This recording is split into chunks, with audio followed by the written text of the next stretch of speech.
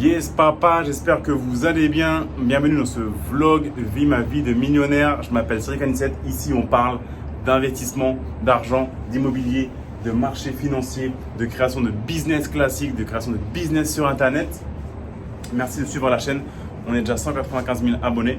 Donc lâchez-moi un petit like s'il vous plaît pour me soutenir, aider un petit peu l'algorithme YouTube et pensez à vous abonner afin de recevoir les prochains vlogs qui sont publiés chaque dimanche à 17h heure de Paris. Et si vous laissez un commentaire entre 17h et 18h, vous allez pouvoir être tiré au sort dès demain pour gagner au choix une de mes BD sur l'indépendance financière, un de mes livres ou un de mes t-shirts de la collection GA que j'ai créé avec des messages inspirants sur les t-shirts. Donc laissez vite un commentaire entre 17h et 18h. Et bravo à François Xavier qui est le gagnant de la semaine dernière, qui a choisi la BD Parking Attitude pour apprendre à investir dans les places de parking et plus généralement en immobilier. Donc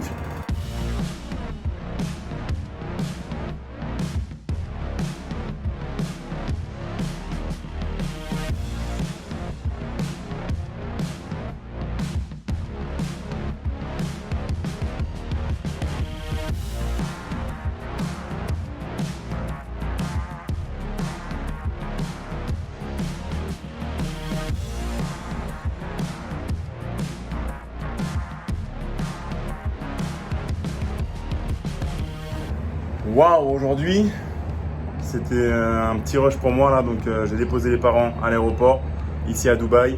Ils ont raté leur vol, c'était la panique. Vous savez, les anciens, ils nous avaient dit ouais, donc mon vol il est à 16h.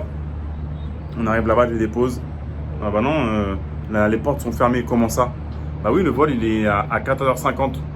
Et en fait ils avaient mal vu, ils avaient mal regardé, mais c'est les anciens. Si vous avez des parents qui ont dans les 60 ans, vous commencez à savoir ce que c'est.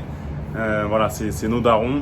Et ils sont, voilà, des fois ils font des trucs comme ça. C'est un peu drôle, bref, c'est pas grave. Ils étaient un petit peu en panique et je leur ai dit, les amis, la famille, les darons, donc c'était ma belle-mère et mes parents, ce n'est pas grave, c'est pas grave, il n'y a pas mort d'homme, tout va bien se passer, tout va bien aller. Et ça qu'il faut comprendre dans la vie, c'est que tout va bien aller, tout va bien, tout va toujours bien. Il y a vraiment des choses plus importantes que rater un vol ou autre. Donc finalement, voilà, on a mis ça à jour et ils partent demain. Simplement, ce vlog, l'objet c'était... donc j'ai dernièrement pas mal parlé des crypto-monnaies.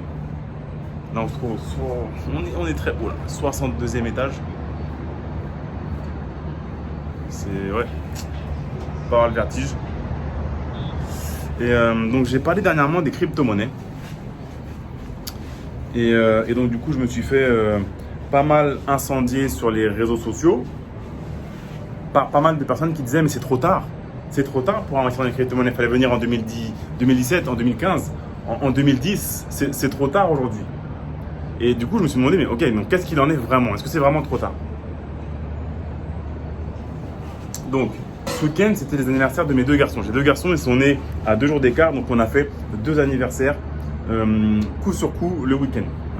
Un jour l'un, l'autre jour l'autre. Donc, vous savez que si vous avez des enfants, 4 ans et 7 ans. Si vous avez des enfants, vous savez que les parents des copains de vos enfants, ils ont le même âge que vous, de manière générale, c'est la même génération. Donc moi, je suis né en 82, je suis en début de génération Y. Et donc du coup, je demandais au papa qui était là, donc j'ai demandé au moins un 6-7 sur les 2 jours différents. Est-ce que tu connais les crypto-monnaies? Est-ce que tu investis sur les crypto-monnaies, sur le Bitcoin? Il n'y en a aucun qui m'a dit oui, moi je le fais. Et pourtant, ce sont des hommes génération Y. Ils sont nés pour le plus vieux en 78. Donc lui, il n'était pas Y, il était génération X. Mais après, c'était 82, 83, 85, 87.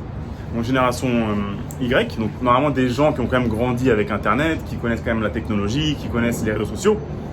Et bien malgré ça, ils n'ont pas encore investi dans les crypto-monnaies. Certains me disaient ouais, mais du coup, j'ai l'impression d'avoir raté, c'est déjà trop tard. Ou d'autres, ouais, mais du coup, je sais pas trop, c'est une arnaque, voilà. Ah, ça me travaille, je veux le faire, je pense que je vais le faire, mais j'ai pas encore passé le pas. Et en gros, sur ces gens-là qui sont pourtant jeunes, mais pas trop jeunes non plus, mais pas vieux encore, qui sont en plein dans l'âge, justement, ils pourraient investir dans la crypto, ils ne l'ont pas fait. Donc, en vrai, c'est pas trop tard pour investir dans la crypto. C'était pas trop tard. Je pense qu'aujourd'hui, on est toujours dans la early majority. D'accord? La majorité précoce. Il me semble qu'actuellement, c'est peut-être un petit peu plus de 4% de la population mondiale qui a des crypto-monnaies et qui utilise les crypto-monnaies. 4%. 4%. C'est rien.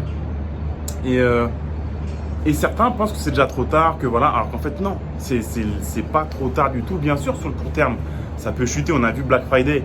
Les amis, j'espère que vous avez acheté des cryptos. C'était Black Friday, hein. C'était promotion sur les cryptos, sur le Bitcoin, promotion, vendredi noir.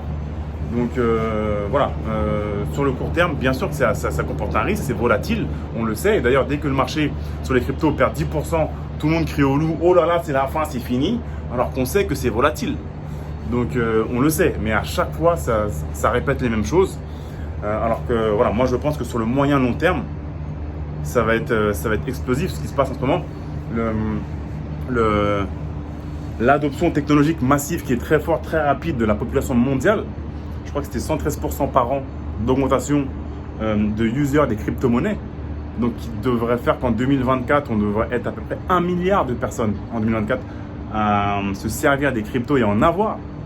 Donc, je pense vraiment qu'il y a un truc qui va se passer qui est lourd. C'est voilà, chaque génération a son opportunité d'enrichissement.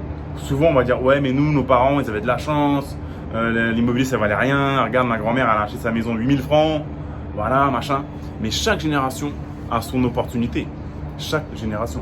Donc non, je pense qu'il n'est pas trop tard, loin de là. Mais souvent, on a tendance à se mettre des œillères. Et parce qu'il y a des gens qui sont effectivement à fond dans les cryptos depuis 5 ans, 10 ans. Et eux, ils mangent ça, ils vivent ça, ils respirent ça. Ils ont l'impression que c'est trop tard parce que voilà, ça fait 10 ans qu'ils en mangent.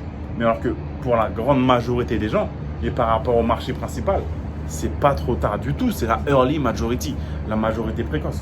Donc voilà, souvent on se met des œillères. Souvent on me disait sur Instagram, ouais, mais tu te la racontes avec ta Lamborghini Aventador. Vas-y, c'est de la merde, c'est qu'une Aventador, c'est pas une Chiron. Une Aventador, on en voit tous les jours. Oui, on en voit tous les jours des Aventador. Sur Instagram, ma gueule. Mais en vrai, non. Dis-moi si tu habites à Dijon, voilà, je pense pas que tu aies vu une Aventador aujourd'hui ou même une Lambo ou une Ferrari. Mais les gens, ils ont des œillères, ils sont sur Instagram, ils sont sur les réseaux sociaux, ils en voient tous les jours parce qu'ils vont suivre des influenceurs voitures. Et donc, du coup, oui, ils en voient sur Instagram, mais pas dans la vraie vie. D'accord? C'est ça que les gens, ils ont du mal à comprendre. Parce qu'ils mangent un truc, ils vivent un truc, c'est une passion pour eux, tout le temps, ils en parlent. Et donc, du coup, ils vont le voir sur Internet, sur les réseaux, ils vont en parler avec leurs amis proches qui ont les mêmes centres d'intérêt qu'eux. Alors, ils pensent que c'est la vérité générale, alors qu'en fait, pas du tout. D'accord? C'est ça que je veux vraiment expliquer. C'est que pour les cryptos et pour d'autres choses également, c'est pas trop tard. Il n'est jamais trop tard. D'accord? Donc, moi, j'avais commencé à investir en crypto en 2017. Et je pense vraiment qu'il va y avoir un gros truc qui va se passer dans les 3, 4, 5, 10 prochaines années sur ce marché. Je pense que ça va vraiment être lourd. Bien sûr qu'il y a des risques, notamment au niveau des gouvernements qui vont vouloir mettre des bâtons dans les roues parce que c'est décentralisé, ils n'ont pas de contrôle, ils n'aiment pas ça. Mais je pense qu'à un moment, ils ne pourront rien faire et que ça va juste être comme un rouleau compresseur. Et voilà, le Web 3, ça va être une explosion. C'est comme Internet en 97. Moi, je me rappelle quand j'avais, je crois que ça devait être peut-être en 99, quand j'avais Internet. Donc, c'était le Web 1. J'habitais chez mes parents et j'avais un modem classique qui faisait... Il fallait attendre 1 minute 30 pour te connecter. Et ma mère toujours a crié « Cédric, déconnecte-toi, je veux passer un coup de fil !» Parce que oui, vous les jeunes, à l'époque, quand ton daron ou ta daronne il voulait passer un coup de fil, il fallait que tu coupes Internet. Ça passait par le même réseau. Et ça, c'était en 97, 98, 99. Et c'était le Web 1. Et donc, à l'époque, on avait des forfaits de 20 heures. Tu avais le droit de te connecter 20 heures par mois. Et moi, ma mère, elle devenait ouf parce qu'en 24 heures, c'était plié, d'accord? Donc, premier du mois, boum, forfait épuisé. Du coup, elle pétait un câble. Ma daronne, j'étais un ouf sur Internet. Ça, c'était en 99. Et pour moi, voilà, avec les cryptos aujourd'hui, c'est Internet en 97. Il y a un truc qui se passe. On est là, on a cette vision, on a compris le truc, on a compris la blockchain, on a compris la technologie, on a compris toutes les applications que ça permet de créer, toutes les implications que ça a également et comment ça va pouvoir révolutionner le monde. Et donc, du coup, on voit ça et du coup, voilà. On est excité avec les cryptos parce qu'on sait ce qui va se passer et on se dit, non, damn, les gens n'ont pas encore vu ça, ils n'ont pas encore compris ça. Donc, c'est le moment, là, dans les années à venir, de vraiment de profiter de ce marché. Et je pense que ça peut être une opportunité générationnelle vraiment. Bien sûr, on continue à faire du business en ligne massivement, on continue à faire de l'immobilier massivement, mais encore une fois, il faut passer à l'action, il faut investir, il faut apprendre et envoyer du lourd. Mais encore une fois, tout va bien se passer. Tout va bien et tout va bien se passer. Voilà, merci à vous les amis. Un petit vlog rapide, c'était la course aujourd'hui. Yes, papa. Et là, je me trouve dans mon nouvel appartement. J'ai bougé ici à Dubaï. Je vous parlerai de ça dans un autre vlog éventuellement. Donc là, je suis revenu là où j'étais arrivé il y a 1 an et demi. Juste en face du Burj Khalifa. C'est une vue plutôt inspirante. On a la vue. On est dans l'angle. On a vu sur le côté sur la mer là-bas. On a une vue un petit peu panoramique à 180 degrés de la ville. Là, c'est Dubai Mall. C'est une vue assez inspirante. On sent l'énergie de la ville. Ça bouge beaucoup, ça vibre, on sent les vibrations. Donc, c'est assez inspirant. Voilà, merci à vous les amis. Et je vous souhaite un bon dimanche et une bonne semaine à venir. Envoyez du lourd, continuez à soulever de la fonte et laissez vite un commentaire sur cette vidéo afin que demain vous puissiez être tiré au sort afin de gagner le cadeau de votre choix sur ma boutique. Et pensez également à laisser un petit like et à vous abonner à la chaîne. Encore une fois, on est 195 000 abonnés, ça monte. Donc, merci à vous encore une fois pour votre soutien. Merci et je vous dis à très bientôt. Ciao.